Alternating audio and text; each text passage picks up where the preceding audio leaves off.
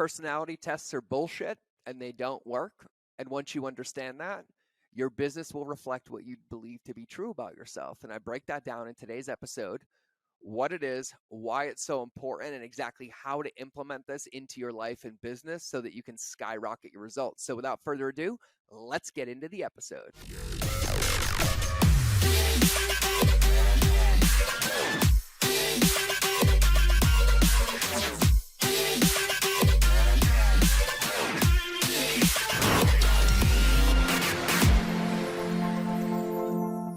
Everybody, welcome back to another episode of the Mind of George Show, and today I'll start with this.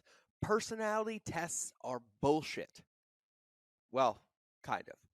Not in all entirety, and I'm going to explain that in a minute. But a couple of weeks ago, I dropped a podcast episode about my lessons from 2022.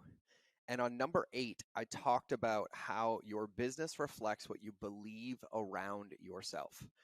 And I got a lot of questions about that one, and I got a lot of DMs, and somebody said, could you please expand upon this into an entire episode? And I was like, of course I can. And so this morning, I am properly caffeinated.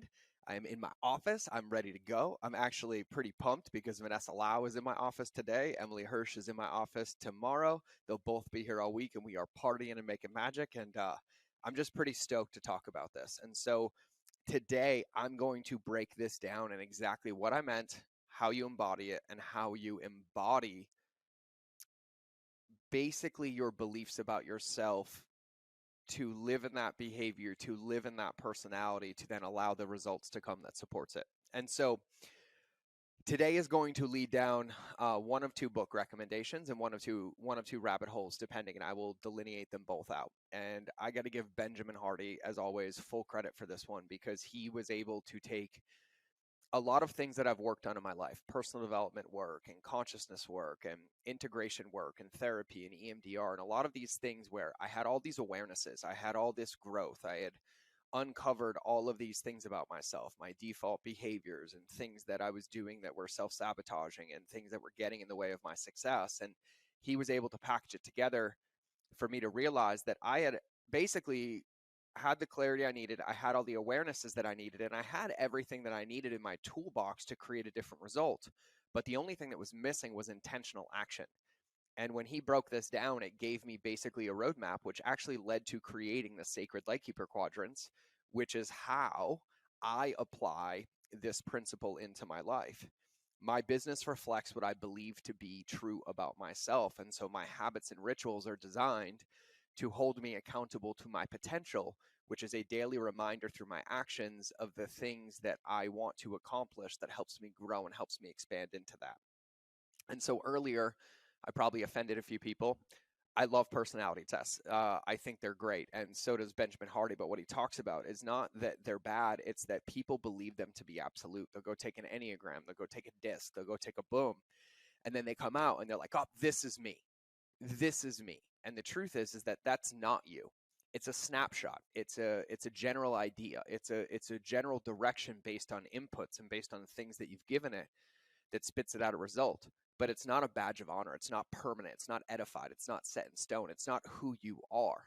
It's a starting point, but it can be changed. And personality is one of the easiest things to change when it comes to being a human being. And so today, I'm going to be breaking this down. So the problem that we run into, like the big challenge that happens in life, but we'll talk about this in the lens of entrepreneurship, is that when things are in our world, when we're operating, when we're building, when we're working, we end up checking boxes. We end up doing the work, and we end up operating from like our default modes, right? We end up operating from like our patterns and our behaviors and our rituals.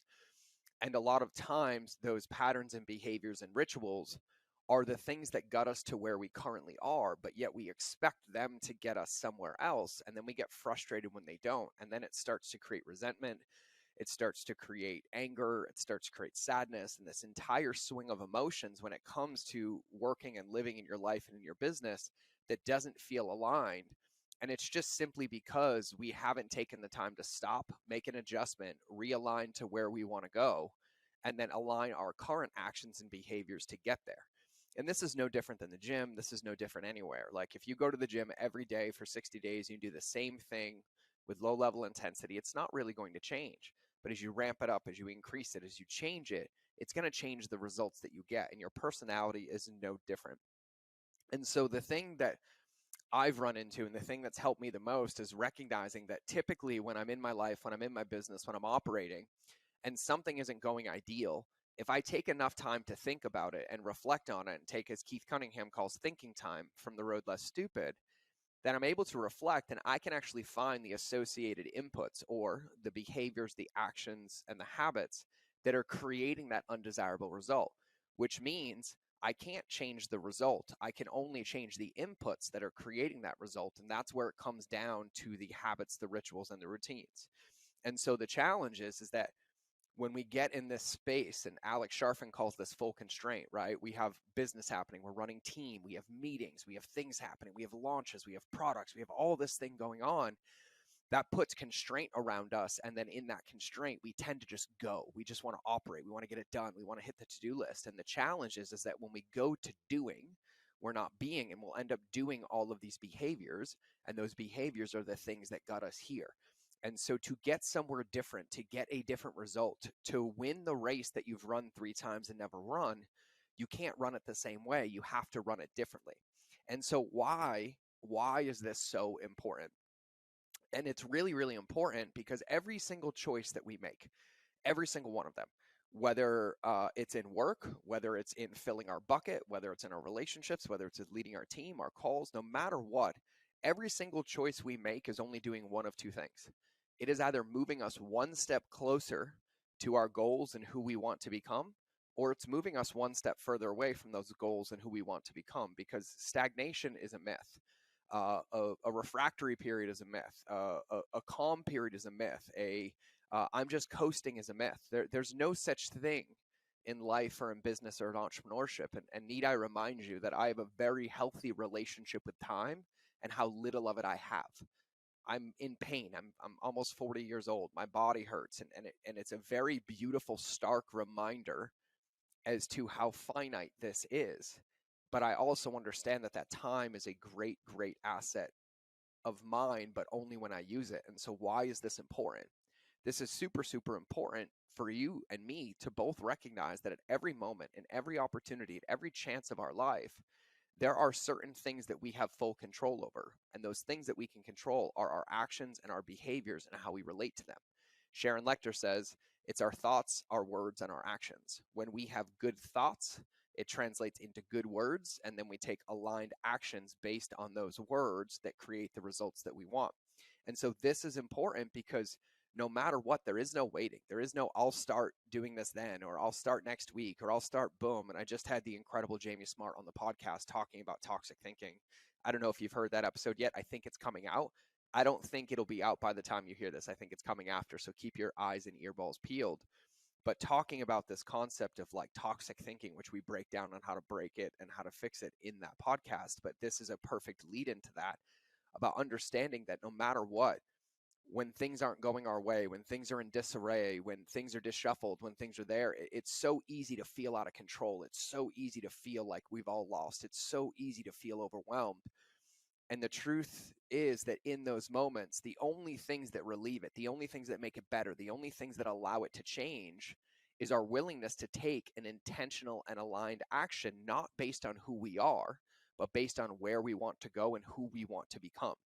So now I'm going to talk about how. And when I talk about how, I'm going to break this up into 2 parts, okay? So there's 2 paths that I recommend, and I'm going to preface both of them. And I'm going to break down and explain 3 big takeaways from Benjamin Hardy's book, Personality Isn't Permanent, which actually will give you, and I have my notes in front of me that I'm going to be reading from, that will give you kind of a playbook and a how to get into this. But the way that I see this, there's been 2 incredible books, and it's the books, but it's also the exercises and the breakdowns and the way that these books help and have helped me win in my life and my clients win in their life that make them so powerful. So book number 1 is from Nicole LaPera. She is the holistic psychologist on Instagram. Her book is called Do the Work. And then book number 2 is Benjamin Hardy. And Benjamin Hardy's book is called Personality Isn't Permanent. And both incredible, but here is my delineation. So For me, I had a lot of trauma in my life. And when I started doing this work, I hadn't processed a lot of it. There was some unhealed stuff, some unacknowledged stuff. And so, in that lens and in that sense, if I was making a recommendation to myself, I would recommend going the route of reading Do the Work first and implementing that book, that worksheet, those exercises, that future self journaling. Now, if I was at a place where I was aware of my trauma, I knew it, I wasn't ridden by it, I wasn't self sabotaging, but I realized that I've had these awarenesses and I've had these breakthroughs, and I just have been lacking the how. And you guys know when I love when you ask me how, but I'm actually giving you a how. And this is a fun how to give you. But you're just lacking the how, but there's no deeply rooted trauma or pain or fear or anything going on. Then my recommendation would go down the path of Benjamin Hardy. Personality isn't permanent. And I am not a trauma specialist. I am not a trauma psychologist. I am not a psychologist. I am just dangerously effective because of the amount of therapy that I've done, and I can't make that recommendation for you. But both of the books operate under the same premise with the same principles, and I love them both. And I recommend that everybody reads them both, but I wanted to give that delineation so that you had a path to follow based on where you are self-assessed to allow you to go. And if you're in any doubt, here's what I would recommend. Read Do the Work first, and then read Personality Isn't Permanent by Benjamin Hardy. So let's get into basically the how. And I have my notes here and some of the highlights here. And I found this beautiful summary of this book that are going to break it down. And basically the three biggest lessons that I'm going to hit today. Number one, there are 5 destructive myths about personality that lead to mediocrity and support the fixed mindset that holds you back.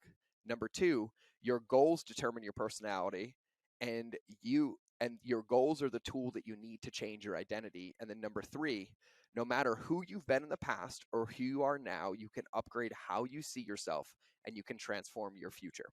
And so, number 1, and Benjamin Hardy breaks this down in his book, Incredible, your fixed mindset, lesson number 1. And this is the how for you, because we have to break the paradigm so you understand how malleable and changeable your personality is, so you can work on it every day and you can shape it into what you want. And so your fixed mindset holds you back and makes your life mediocre because of the 5 destructive myths of personality. So Benjamin Hardy shares in his book, based on science and many experiences, that prove that people can and do change. You know that you want to improve your life, but believing that your personality is fixed is damaging the process.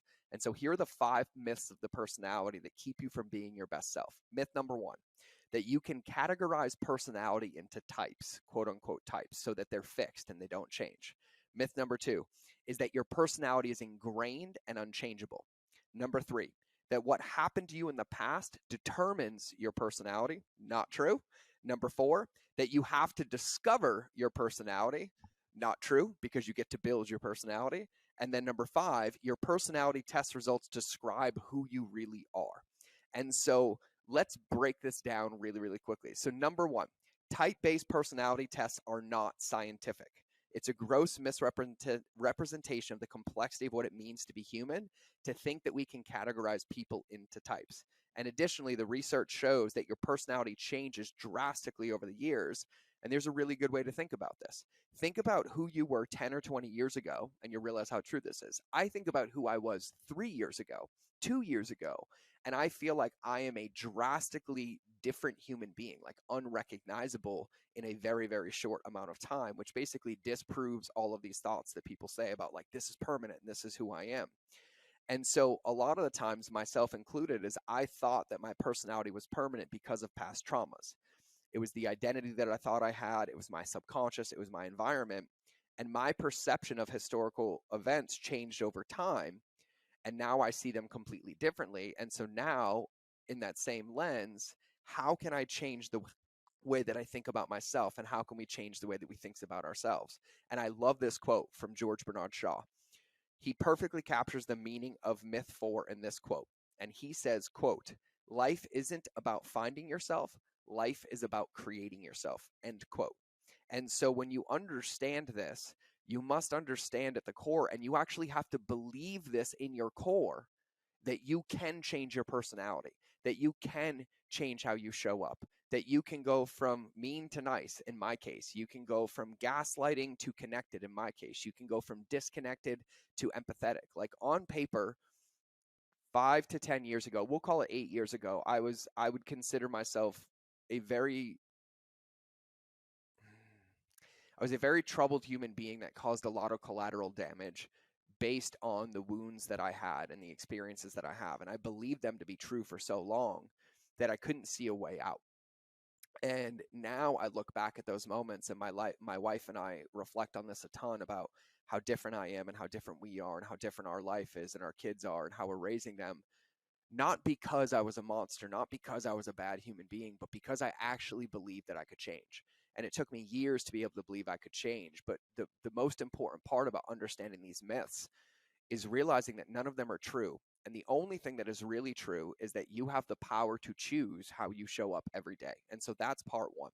So lesson two is you can change your identity and personality through setting goals. And this was the part that got me.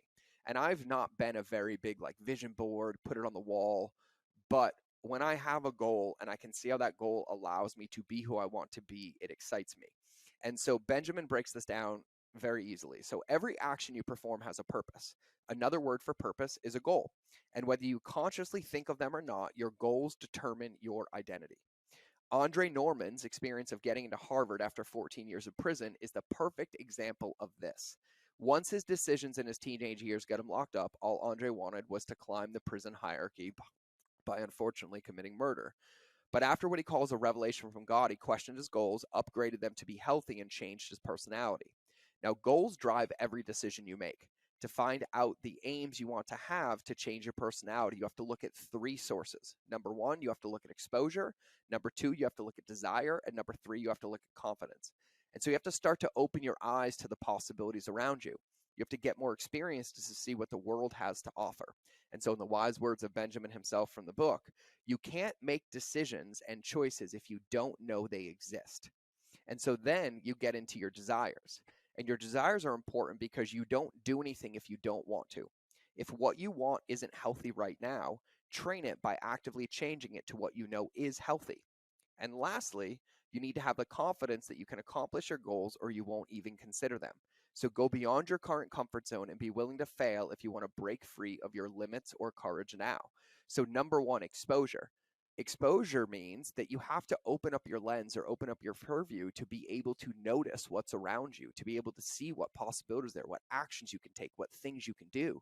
Because at the end of the day, you are fully in control of your actions and behaviors. And yes, there are things that have codependencies on them. There's responsibilities. But ultimately, we're the only ones who can make a change. We're the only ones that can make a shift. But in order to do that, first, we need to be open and exposed to all these possibilities around us, which is why I instill a stillness practice in so many people. It's why I'm so bullish on it. It's so that I can spend these times and these moments in reflection and thinking time, asking myself what possibilities are there, what things aren't working, what would I like to change, and then how can I go about changing them? And so that's exposure.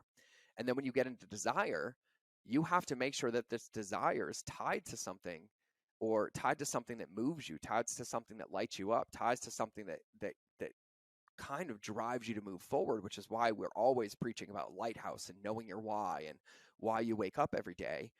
And once you have that desire, and that desire meaning like nobody can do this but you, like nobody can make you change, nobody can make you go to the gym, nobody can make you write more emails, nobody can make you be compassionate, like you have to want that. But once you want that desire, you need to align that not to the result of like how much money I'm going to make or how it's going to help me do X, because that won't stick. A desire of like, this is a part of me and I want this to be a part of me, and this is how I'm going to change how I operate.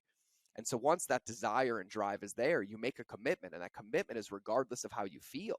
That commitment is, I'm committed to this because I said I wanted to change. And I understand that at every step of this, I'm going to hit resistance. I'm going to hit roadblocks. And when those come, my body, my brain, my life is going to want to default back to those operating behaviors. But if I allow that to be happening, I can't be upset that I don't have the results that I want. Instead, I have to build tight containers, and I have to understand that I know that these actions are going to change who I want to be. They're going to change who I am, and they're going to give me a result. And so regardless of how I feel, I'm going to continue these behaviors and these actions because my desire is to be that person. And then the third part is the confidence to actually believe that you can do it. Like I wake up every day believing I can change the world. Do I? I don't know, but I really genuinely believe that I do. And I really believe that I can. And it's like this fucking unlimited fuel source that I have that even on like the worst days when we've been sick for 3 weeks and I might have done something to upset somebody and I'm afraid of this and I don't have this and I have no energy and like my mindset's off. And like, I always wonder like what gets me out of bed. And what gets me out of bed is like, I truly have this innate belief that regardless of my story, regardless of my life, regardless of my circumstance, that like I have a fucking difference to make. And no one else is going to make that difference. No one else is going to tell me that I can make a difference. Nobody else is going to tell me that I can help people. Nobody else is going to tell me that I can change the world. Like I have to fucking unapologetically believe it. And I have to use every ounce of it to give meaning and purpose to what I'm doing. And so you have to believe it. And goals is the easiest way because I was stuck for years with this awareness of like, I want to be different. I want to be better. I want to do blank. And I was stuck in the how, which is why I'm so averse to the how, because the how was so simple. It was really, really clear. It was going out into the future and saying, a year from now, I want to be this type of husband, this type of father, this type of entrepreneur, this type of boss, this type of friend. Write it down. How would I measure that? Great. What are the 3 to 5 things that if I did every single day for the next 365 days that were simple to do that I could commit to, and I did them, that would either get me there or move me a hell of a lot closer than I was, and then I go. And that's how I got there. So once you understand that those 5 myths exist, and that's a big part, and they're all myths, and you believe that you can change, then you get into lesson number 2, where you start to identify and build that personality and your identity through the goals that you set. So you have to have exposure to what's possible, what you want, where you want to go, which requires you to have some time, stillness, and reflection to dream and do a self-audit and put them into practice. And then the desire, like the want, the drive, like that hunger in your belly, regardless of how you feel, like what gets you up, like you got to find it. And here's mine. I didn't really have it. And I choose to find it every day. Like I don't wake up feeling excited all the time, like a excited Labrador, like wanting to go, go, go, grind, grind, grind. There's days that are struggles. There's days that are hard. There's days that are sad. And in those days, I find that desire and I ask myself, what is it? And some days it's for my son, and some days it's for me, and some days it's for my wife, and some days it's for the world. And some days it's because it just fucking feels good. But I find that desire every single moment. And then that allows me to be confident that if I keep doing these actions and I keep doing these behaviors, that it's going to work. And I believe that to be true. And so my thoughts of believing it dictate that to the words that I speak into the world, and my actions align with that, and it becomes a result. Which brings us into lesson number 3. You can improve the way you view your personality and change your future regardless of where and who you've been in the past. This one was probably the biggest breakthrough in my life, and so I'm not going to summarize these notes. I'm just going to read them to you. And this is from Ben's book. A young man named Nate always struggled with his weight, as he did his whole family. Seeing the health problems his parents were having, he asked himself some life-changing questions. What will my future be like if I continue to struggle with my weight? At age 70, what will I be like? Connecting with your future self isn't always easy, but considering whether or not you want to keep your current reality for decades make things a whole lot more clear. There are 4 steps to help you identify the future you want. The first is to carefully analyze the future you don't realize that you've consigned yourself to. And so what that means is picture your life at age 70 right now, and don't change any action, any behavior, or anything in your day, and ask yourself, if this continued, and then this is extrapolated out over the next 30, 40, or 50 years, would you like the result at the finish line? And if the answer is no, which in most cases, myself included, every time I do this, the answer is no, well, then I get to work. And that excites me because now I've pictured my age at 70 and I don't like the way it's going to turn out. So now I write my own biography as if you'd already lived your whole life. And this is through free writing. So free write and begin by asking yourself a couple of questions. What were the major events in your life? How did people remember your life? Like, what were your major accomplishments? And then imagine your future self as like 3 years from now. Ask and journal about these questions. What does my typical day look like? What's your work like? How are you different than you are now? How are you spending your days? Where are you spending your time? What is it looking like? And then the last step is to simply tell your new stories to others and yourself as it was already your reality.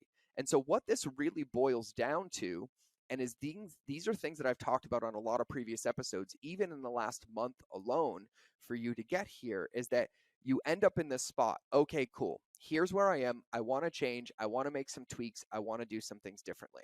Okay, where do I start? Well, now you have your current state. Your current state is this is where I am. This is what's going on. Well, in order to make a change, you have to be aware of your future state. And so the easiest way to find it is to extrapolate out your current one and see where this would lead you. And there's a good chance that if you extrapolate it out, you're not going to like where you get. So then it's your job to design what that future state is 10, 20, 30 years from now or at 70. And one of the most powerful exercises is this one. And I did this exercise and I do it a lot. We do it at events. It's very, very powerful. I wrote my own biography like it already happened. And truth be told, I didn't write my biography. I actually wrote my eulogy, which was a very hard emotional thing to do, but I like to challenge myself. And so I wrote my eulogy. And then I looked at that and I was like, that's it. Like, that's what I want. That's what I want on my headstone. That's who I want to be. And that gave me the future state. So now I literally had the starting line and the finish line. So once you have it, then you break it down into manageable goals that are going to change things in reasonable amounts of time. You can't change your habits and behaviors for 30 days and expect them to stick for 3 years. Like, this is something about commitment. This is about self-actualization, self-realization. This is about growth. This is about realizing that we have time every day and how we use it is what dictates our results, but we have to be fucking intentional about it everywhere. And so now that we know that future state and we're aware of our current state, we look 3 years into the future and we're like, all right, cool. Now, 3 years from now, I want it to be here because that's going to get me closer to that 10-year, that 20-year boom. And so then I have to actually envision this and live like that and ask myself, like, what would I be doing? Where would I be spending my time? How many calls would I be having? What would they look like? Where would my day be? What's in my calendar? Am I training? Do I have bucket filling activities? Are there dates with my wife? Are there things here? And if you guys have ever heard us talk about the perfect calendar from my dear friend Clay Hebert or shared that, this is this in reality. And so I ask myself what that day looks like. And then that is what gives me the habits and the rituals and the behaviors that I can bring into my current today to hold myself accountable to accomplishing, which is why I created my Sacred Light Keeper quadrants that I share with you, which is basically taking the results of Benjamin Hardy's book and putting it into atomic habits that basically guarantee my success as long as I stay committed to the path and the inputs. And so that is how you go about building yourself into this person or this business or the result that you want. And so when I said my takeaway for 2022 was that your business reflects what you believe to be true about yourself. Well, my thoughts about myself are typically measured based on my inputs every day. Where am I spending my time? How am I spending it? And if I'm spending all that time in old patterns and old behaviors and I don't like them and I extrapolate out to 70 and I realize that I'm not going to like that person or those results, well, guess what? It's going to be very hard to believe in myself and be excited about myself because that's not who I want to be. And so then I get crystal clear on who it is that I want to be. And now I know that my value is only truly derived from the integrity and the intention of my inputs, not the results that they create, because those inputs are designed based on my future, the one that I said I wanted, the one that I said was important to me, not the one that the world said I wanted or that they said I should be or that that's what my business should look like or that's what I know, the one that I wanted, that only I can come up with because I am the one that gets to live with it. I am the one that gets to spend the rest of my life with it. And so in order to truly embody and believe in yourself and make sure that your business reflects everything that you want, it has to be truly aligned with you and fully aligned with you. So here is my recommendation. Read the books and put them into practice immediately. Future self journaling, future pacing, setting goals, breaking them down, and then aligning your identity and changing your identity through your goals and through your habits, which will mold your personality into exactly who you want to become. And trust me, for years, and I mean years, I resisted this. I was like, there has to be another way. No, I'm missing something. I'm missing boom. I'm missing blank. And I was so addicted to the consumption of like, how am I going to do it or how am I going to fix it, that I never took the actions to actually change it. And I cost myself about 5 years of growth. Because at the end of the day, it really boils down to, in this moment, right now, in this day, I have the ability to make a choice. And is this choice I'm making aligned with my past and the trauma and the stories I'm telling myself and this bullshit? Or would I like to make a different choice and make that choice from a place of, this is who I want to be 10 years from now? And as funny as this sounds, and even saying this to you, one of my new daily things is daily body weight requirements, because I want to be limber and doing backflips at 80. And so I wanted to simplify my life. When I reflected on this a couple of weeks ago, and I was like, God, I don't need an hour in the gym every day. I don't need to punish. My body is sore. Like, I just want to be gentle. And I was like, God, I miss what it feels like to just be so strong with my own body weight, squats and push-ups and kettlebell swings. And I used to do them all the time. And I realized that at the current way I'm going, that it's not going to get me to where I want to go. And so I made a change, and I made a new daily checklist of doing a minimum of 25 push-ups, 25 pull-ups, 100 air squats, and 25 kettlebell swings a day. And here's what's so funny. As soon as I'm done recording this podcast in about 3 minutes, I'm going to end it, and I'm going to start my push-ups, start my pull-ups, and start my kettlebell swings. Now, I could also get off this podcast and I could map out the perfect workout routine, and I could talk about how to strategize it, and I could map it out into my day. But that's not going to help me because I have the ability to choose. So I'm going to choose it now, and I'm going to get excited. I'm going to be proud of myself. I'm going to get a little sweaty, probably be a little humbled and sore because I'm not as strong as I used to be. And then I'm going to get excited. And then that energy is going to carry into every single thing that I touch. And so, one last note about this is that when you design that future, when you go out and look at what it is, and you come back and you build these habits and you build these rituals and you build these routines, it's not rainbows and unicorns, which is also why we created the SOS method.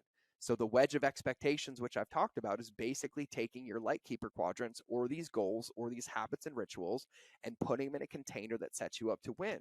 And then at any moment, when something happens, you hit resistance, you hit a roadblock, rather than believing it to be true and reacting, you come back to your base, you come back to your goals, you use your SOS, and you plug back into yourself to embody, to believe all of that, and then take actions that get you back in the game at your absolute best. And so this is the baseline foundational requirement for you to be able to achieve whatever it is you want to achieve. And it has been one of the most powerful ones for me. And so, for a lack of better terms, this was a very long way, a 30-minute way to answer the question. So when you said your business reflects what you believe to be true about yourself or you believe around yourself, can you expand upon that? This is exactly that expansion. This is it. This is so powerful and so simple. It's not easy, it's simple. And it requires work, it requires consistency, it requires intentionality, and it requires a whole lot of self-love and belief, because it truly, truly matters that you understand that you are in a position of power, that you are in the driver's seat of that vehicle. And the moment you grab those wheels and you hold on to it and you realize it's your responsibility and nobody can change it. My wife can't change me. My kids can't change me. They can tell me, they can ask me, but at the end of the day, ultimately, it's up to me to make the choices that align with those behaviors. Nobody can force me to do it. And so what you have to recognize is that you are in control. And this is the fastest, best way. And if you're listening to this right now, there's a reason. So let's take this reason as an invitation to invest 6 hours into yourself, to read and implement Benjamin Hardy's book or Nicole LePera's book. That 6 hours could be the difference between spending the next 30, 40, 50, 60 years of your life in pure bliss, alignment, and harmony, or spending the next 30, 40, or 50 years of your life in pure resentment and anger and sadness, based on our willingness to invest 6 hours, prioritize it, and put it into practice. And that's where the rubber meets the road. So that is my answer to today's question. So, highly recommend Personality Isn't Permanent by Benjamin Hardy, Do the Work by Nicole LePera, and start plugging in, flexing the muscle, and putting this into practice so that you can truly believe and embody everything it is about yourself, and all of that will reflect into your business. It will reflect into your team. It will reflect into your meetings. It will reflect into your copy. It will reflect into your videos. It will reflect into your podcasts. It will reflect into everything that it is. And truth be told, and I don't talk about this often, I truly believe that one of the only reasons I'm successful is because I believe everything that I do. Because on paper, I am one of the worst businessmen ever. In business, I am one of the worst businessmen ever. When it comes to functions, one of the worst businessmen ever. Like, and I'm not saying that from a place of self-deprecation. Like, it's not my strength. But when I look at my life, when I look at the results, it seems that every single moment that I've had a big moment in my life, a big breakthrough, millions of dollars, business deals, scaled businesses, tripled businesses, whatever, the one delineating factor that made them all successful was my willingness to believe in them regardless of what was happening, and just keep working at them with this belief until they become true. And it all came from this. And I forgot about how powerful this book was for me. And so I hope this is helpful. I wanted to share this with you today. And so that's how we're going to wrap today's episode. So no matter what you're doing, I want you to have a beautiful day. Know that I love you. I appreciate the fuck out of you. I'm so stoked to see you in Austin, Texas, if you're coming to our customer journey event, which if you're not, get there. Go to mindofgeorge.com/event right now. All the details are there. And there's a good chance that by the time you're listening to this, we might be out of tickets. So get on the waiting list because they sell out fast. And I don't know how many we have left because we cap it at 70. So remember all those things to be true. Go have an amazing day. Go have a beautiful day. Send me a DM on Instagram if I can help you. I would love to hear about this. Did this help you? What are you doing? Fuck, I want to see you posting your 10-year bibliographies. Like, I just want you to do the work. So consider this your permission slip to dive in, go do it, and make this a priority. And I will see you in the next episode. So have a beautiful day. Remember that relationships will always beat algorithms. So I'll see you in the next episode, or you will hear me in your earballs. But no matter what, we're done.